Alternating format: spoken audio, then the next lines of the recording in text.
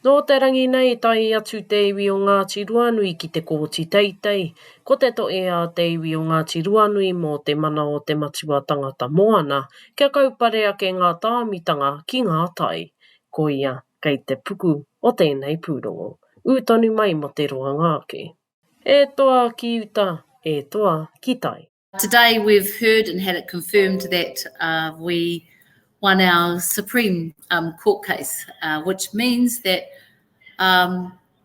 us grassroots from Pātia, from Ngāti Ruanui, Ngāti, have been able to had confirmed that our battles in the Supreme Court have passed out a ruling today, which unanimously had every judge confirm that they uphold the decision of the Court of Appeal, and we will not be having seabed mining. O te whakatau te kōti, ano urutapu te takere o te moana. Not just but for every other coastal iwi whānau that has to contend with dudes that backyard and think they have the right to mine us up horrifically, desecrate our backyard.